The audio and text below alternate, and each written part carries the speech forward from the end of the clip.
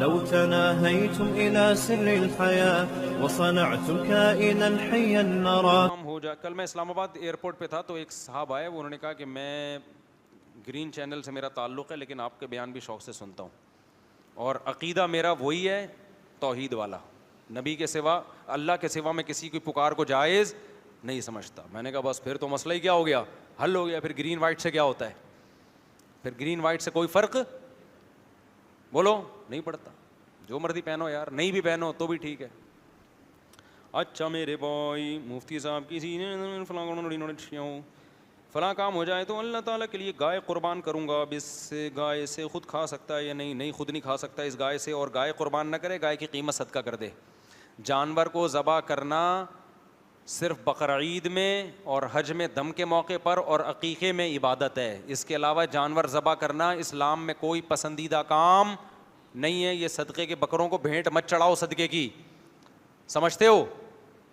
یہ جہالت ہے, لوگوں میں سمجھتے ہیں جانور کاٹنے کا کوئی ثواب ملتا ہے. ایسا نہیں ہے, جانور مجبوری میں کاٹا جاتا ہے گوشت کے لیے, ورنہ جانور کو بھی زندہ رہنے کا اتنا ہی حق ہے جتنا انسانوں کو ہے. جب گوشت کھانا ہو تو کاٹ دو, نہیں کھانا ہو تو, ہمارے تو ایک مرغا لنگڑا ہو گیا, ہمارا اس کو کاٹ کے کھانے کا دل نہیں چاہ رہا. ایک میں نے ہمارے جو پنجرے ہیں نا ان میں ایک مریضوں کا ڈپارٹمنٹ ہے, جتنے چوزے لنگڑے ہو جائیں, کوئی کاڑا ہو گیا, کوئی لنگڑا ہو گیا, وہ سارے ہم نے, ایک بدماش ہے وہ بھی اسی جیل میں ہے, وہ الگ جیل میں ہے بالکل, کیونکہ اصیل مرغے پالے ہوئے ہیں نا, تو اصیل چوزے بچپن سے ہی فائٹر ہوتے ہیں وہ. اب وہ ایک مرغی کے اچھے خاصے چوزے ہیں, ان میں کچھ اصیل جو زیادہ بدماش قسم کے چوزے ہیں وہ باہر نکلتے ہی تباہی میں چاہ دیتے ہیں. ہیں چوزے مگر ایسے نسلی ہیں, جیسے ہی میں ان کو کھولوں گا نا باہر نکلتا ہی اس کو مارا زخمی, خود بھی دوسرے کو بھی زخمی. ہم اس کو پکڑ کے پھر اندر کر دیتے ہیں, پھر جیسے ہی اندر کرتے ہیں نا وہ کیج کی جالیوں پہ آ کے کھڑا ہو جاتا ہے, ہلتا ہے, نکالو باہر مجھے. میں نے بہت تجربے کر کے دیکھے, میں نے کہا انسان کا بچہ بن جا, خونم خون ہو گیا تھا, 1 ہفتے کے لیے بند کر دیا اس کو, اور مسلسل گیٹ پہ کھڑا رہتا ہے, وہیں خوراک پہنچائی جا رہی ہے, وہیں اس کو پانی پہنچایا جا رہا ہے. 1 ہفتے کے بعد میں نے کھولا, باہر نکلتے ہی بدماشی, پھر ہم نے اندر کر دیا. تو ہمارے گارڈ نے بولا استاد جی یہ کچھ جو جیل میں بڑے بڑے بدماش نہیں ہوتے, وہ جیل میں بیٹھے ہوتے ہیں اور کہتے ہیں بھی باہر نکلیں گے پھر ہم یہ کریں گے. ایسے کچھ بدماش ہوتے ہیں, باہر نکالتے ہیں, جرم کرتے ہیں, پھر کیا. بعض لوگ ایسے ہیں کہ پوری زندگیاں جیلوں میں گزر جاتی ہیں. تو وہ مرغا بھی اسی ٹائپ کا ہے, جیل میں پل رہا ہے, جیل میں بڑا ہو رہا ہے, باہر نکلتے ہی پھر بدماشی, پھر اس کو, اب میں سوچ رہا ہوں عمر قید کی سزا دے دوں اس کو میں. تو یہ بات کہاں سے آئی بدماشی کی؟ ہاں, تو اس قسم کے چوزے بھی ہم سے ذبح نہیں ہو رہے یار.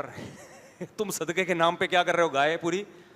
تو گوشت کھانا ہے تو گائے بھی ذبح کرو, بکرا بھی ذبح کرو, نہیں کھانا تو اس کو بیچارے کو لائف کو انجوائے کرنے دو تھوڑے دن, بکرے کو بھی. اور غریب کو پیسے دے دو, پیسوں میں وہ راشن خریدے گا, آٹا لے گا, اگر گوشت چھوٹا گوشت کھانا ہوگا کسائی سے خرید کے کھا لے گا وہ. بکروں کو بھینٹ مت چڑھاؤ. تو منت مانی ہے تو گائے ذبح کر دی تو گوشت کھانا جائز نہیں, سارا صدقہ کرنا پڑے گا. لیکن بہتر ہے کہ گائے مت ذبح کرو, بلکہ گائے کی قیمت کیا کر دو, صدقہ کر دو, یا گائے کی قیمت کا راشن خرید کے غریبوں میں بانٹ دو. سمجھتے ہو؟ اچھا میرے بھائی, ہو گیا نا یہ سوال. طالب علم کو کتنی دیر تک سونا چاہیے اور خاص وقت کون سا ہے پڑھنے کا؟ اچھا سوال ہے یہ. طالب علم کو چاہیے کہ رات عشاء کی نماز کے فوراً بعد سو جائے. کراچی میں بہت مشکل ہے یہ, لیکن اگر زندگی بنانا چاہتا ہے نا اپنی تو عشاء پڑھتے ہی سو جائے. عادت ڈالے, عادت سے ہر کام ہو جاتا ہے. اور چائے مائے چھوڑ دے, میں بھی پیتا ہوں لیکن یہ قابل تعریف چیز نہیں ہے, اس کی لت پڑ جاتی ہے. اس سے ہر وقت دماغ تھکا تھکا ہوتا ہے, ہر وقت دل چاہتا ہے پینے کا. تو خیر چائے تو اگلا مرحلہ ہے, لیکن نیند کو کنٹرول کرے.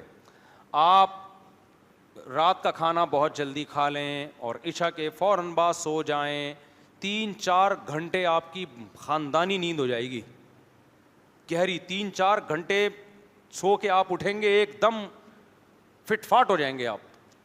اس کے بعد آپ تہجد پڑھیں, ذکر اذکار کریں, اپنے معمولات پورے کریں, ٹھیک ہے نا.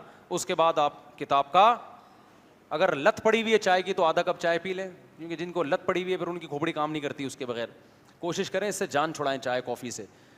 تو آپ نے کیا کیا, پھر مطالعہ کریں, آپ کا دماغ ایسا کام کرے گا نا, فجر تک کئی گھنٹے ہوں گے آپ کے پاس اور اتنے کام نمٹا لو گے کہ برکت ہی برکت. فجر کے بعد پھر طالب علم کو چاہیے دوڑے, جاگنگ کرے, اس کے بعد نہائے دھوئے, پھر ناشتہ کر کے پھر پڑھائی, تھوڑا سا چل پھر لے. پراٹھے اگر میرے مشورے پہ کھائے گا تو ایک دم پراٹھے کھا کے بیٹھو گے تو پھر مسئلہ خراب ہوگا. تھوڑا سا واکنگ کرے, میں تو چونکہ پراٹھے کھا کے مدرسے جاتا ہوں نا, آدھا گھنٹہ لگتا ہے پہنچنے میں, تو اس دوران وہ ہضم ہو جاتے ہیں, سمجھتے ہو. تو اپنی صبح کی ایکٹیویٹیز سے اس دوران اگر نیند بہت زیادہ آنا شروع ہو جائے, کیونکہ 2 بجے سے جاگے ہوئے ہیں یا 3 بجے سے جاگے ہوئے ہیں, بہت زیادہ نیند آنا شروع, 10 منٹ کی نیند لے لے, وہ 10 منٹ میں بالکل فریش ہو جائے گا. بھائی جب آپ رات جلدی سو گئے, 9 یا 10 بجے سو گئے اور رات 3 بجے اٹھ گئے, تو پھر ممکن ہے فجر کے بعد یا 7-8 بجے آپ کو نیند کے جھونکے آنا شروع ہوں. تو اس کا طریقہ یہ ہے کہ وہ اتنی گہری نیند آئے گی کہ جہاں بیٹھے ہوگے نا وہیں سو جاؤ گے آپ. تو 10 منٹ الارم لگا کے 10 سے 15 منٹ سو جاؤ, گہری نیند آئے گی, 10 منٹ بالکل فریش ہو جاؤ گے, ہٹو بچوں قسم کے. نہیں آ رہی بات؟ اس کے بعد پھر آپ نے کیا کرنا ہے, ظہر تک اپنے سارے کام نمٹا نمٹو کے دوپہر کو کھانا کھاؤ, اور پھر اس کے بعد 1 گھنٹے سے زیادہ قیلولہ مت مارو. بعض دفعہ ایسا سوتے ہیں کہ عصر میں جا کے اٹھ رہے ہوتے ہیں, یہ نقصان دہ ہے. پھر سمجھ رہے ہو, وہ 1 گھنٹہ آپ سو گئے تو اب رات تک کے لیے فریش. تو یہ نیند ہے جو میرا خیال ہے 5 گھنٹے یا 6 گھنٹے بہت ہے, لیکن گہری نیند ہو. اگر گہری نیند نہیں ہے تو پھر پوستیوں کی طرح نا سارا دن پڑے ہوئے سوتے رہو, جیسے کہ آج کل ہو رہا ہے. کیونکہ رات دیر سے سوتے ہیں تو وہ نیند کی وہ کوالٹی حاصل نہیں ہوتی. دیکھو ہر چیز کا اللہ نے ایک ٹائم رکھا ہے, اس ٹائم پہ ہوگی تو تھوڑے کام کی برکتیں زیادہ ہوں گی, بے وقت ہوگا تو زیادہ بھی ہوگا, برکت نہیں ہوگی. سمجھتے ہو؟ ٹائم پہ شادی ہو جائے, اولاد جلدی پیدا ہو جائے گی, جوانی میں دادا بن جاؤ گے, کیا خیال ہے, جوانی میں نانا بن جاؤ گے, جوانی میں دادا بن جاؤ گے, صحت ٹھیک رہے گی, برائیوں سے بچے رہو گے. دیر سے شادی ہوگی, بڑھاپے میں جب اس قابل تھے کہ لوگ بچے آپ کو پالتے, آپ بچوں کو پال رہے ہوگے, صحت کا بھی بیڑا اس دوران غرق ہو چکا ہوگا اتنی ڈیلے ہونے کی وجہ سے. تو ہر کام جو ٹائم پہ ہوتا ہے تھوڑا ہو برکت زیادہ, اور جو بے وقت ہو, اب جیسے پراٹھے کا ٹائم صبح ہے, مکھن انڈے ملائی یہ جو پروٹین والی غذا, پراٹھے میں پروٹین نہیں ہوتا, پروٹین والی غذائیں ہیں نا, ان کا ٹائم صبح کا ہے, انڈے منڈے. دوپہر انڈے پھوڑنا شروع کر دو گے وہ فائدہ نہیں ہوگا. سمجھتے ہو کہ نہیں سمجھتے؟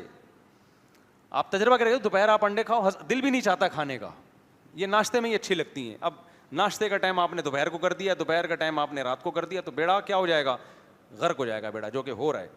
تو اس لیے طالب علم کو چاہیے 5-6 گھنٹے لیکن گہری نیند لے لے, اس طریقے تمیز سے ٹائمنگ سے لے گا تو 4-5 گھنٹے بھی بہت ہیں, 5-6 گھنٹے بھی بہت ہیں.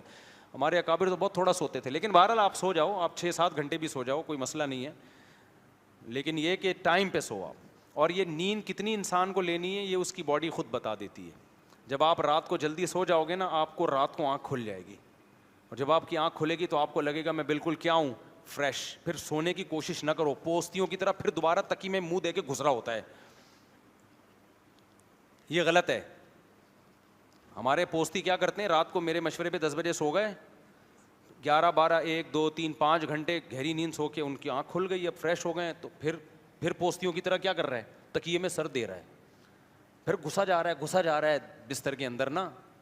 تو پھر معاملہ کیا ہوگا, پھر دماغ کی سیٹنگ کیا ہوگی, پھر ڈپریشن میں جاؤ گے. تو بس اٹھ جاؤ, بڑا اچھا لگے گا, آپ صبح اٹھو, ایسا سارے کام نمٹ جائیں گے آپ کے. موبائل لیکن اس کے لیے ضروری ہے کہ عشاء سے پہلے نا موبائل کو لاک کر کے لاکر میں ڈال دو. بولو موبائل ہے ہی نہیں, کوئی ایمرجنسی نہیں ہے. لوگ کہتے ہیں ایمرجنسی میں کوئی فون آ گیا, جب موبائل نہیں تھے تو بھی تو ساری خبریں پہنچ جاتی تھی نا. اس وقت سب سے بڑی ایمرجنسی یہ کہ آپ کو سونا ہے, آپ نہیں سوئے نا اور ایمرجنسی کالز کے چکر میں جاگے رہے تو ایک دن آپ کا بھی فون کسی اور کے پاس جائے گا کہ بہت ایمرجنسی ہے, حضرت صاحب دنیا سے چلے گئے. تو سب سے بڑی ایمرجنسی جو لگی ہوئی ہے آپ کی نیند ہے. تو موبائل بند کر کے لاکر میں ڈال دیا ایسے کی تیسے ہی, صبح اٹھ جاؤ, پھر اٹھتے ہی موبائل نہ دیکھ لو, صبح اٹھتے ہی سب سے پہلے میرے بھائی اللہ کا نام لے, تہجد پڑھے, دعا مانگے, کچھ تلاوت کر لے, آدھا گھنٹہ کر لو, پونا گھنٹہ کر لو, 15 منٹ کر لو, اس کے بعد پھر آپ موبائل دیکھ لو, کیونکہ کیڑا یہ کبھی موبائل کا ختم ہوتا نہیں ہے, ٹھیک ہے نا. پھر جا کے دیکھ لو کوئی ایمرجنسی کال نہ آئی ہوئی ہو. اور لڑکوں کی ایمرجنسی کالیں کیا ہوتی ہیں ہمیں پتہ ہے یار, آپ سے گزارش ہے کہ مجھے تھوڑی دیر کے لیے ملاقات کا وقت دے دیں. بھائی ملاقات کے لیے ایک پروسیس بیان کیا ہوا ہے, ادھر جائیں, موبائل پہ ایک نمبر ہوگا, اس پہ رابطہ کریں, ٹائم دے دیں گے انشاءاللہ. مفتی صاحب طالب علم کو کتنی یہ ہو گیا, کتنی دیر ہونا چاہیے؟ مفتی صاحب روز قیامت توحید پرستوں کی, ایمان والوں کی کیا کیفیات ہوں گی؟ توحید پرست لازمی جنت میں جائے گا, بے شک اپنے گناہوں کی سزا کھانے کے بعد چلا جائے, لیکن جائے گا لازمی. اور اعمال نامہ توحید پرست کو دائیں ہاتھ میں دیا جائے گا. حضرت ابراہیم کے جو والد تھے وہ مشرک تھے, تو شرک کی حالت میں دنیا سے گئے, اب ان کے لیے کیا حکم ہے؟ کیا وہ ہمیشہ جہنم میں رہیں گے؟ یہ حدیث میں بہت واضح مفہوم ہے. صحیح مسلم کی حدیث ہے کہ ابراہیم علیہ السلام کے والد کو قیامت کے دن لایا جائے گا جہنم میں ڈالنے کے لیے. ابراہیم علیہ السلام اللہ سے کہیں گے, اے اللہ تو نے مجھ سے وعدہ کیا تھا کہ تو مجھے قیامت کے دن رسوا نہیں کرے گا, تو اس سے بڑی رسوائی کیا ہو سکتی ہے کہ میرے باپ کو آگ میں ڈالا جا رہا ہے؟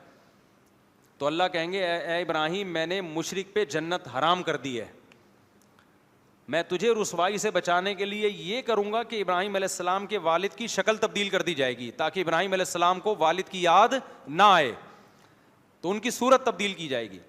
تو قرآن و سنت نے 2 اور 2 4 کی طرح یہ مضمون واضح کر دیا ہے کہ شرک میں کسی کی رشتہ داری کام نہیں آئے گی. تو اس لیے اپنی جانوں پہ رحم کرو میرے بھائی. مذہبی اسکالرز کے جو شرک کو پروموٹ کر رہے ہیں, ان کی باتوں میں آ کے اپنے ایمان کے سودے مت کرو. ہوا و حرص والا دل بدل دے, میرا غفلت میں ڈوبا دل بدل دے.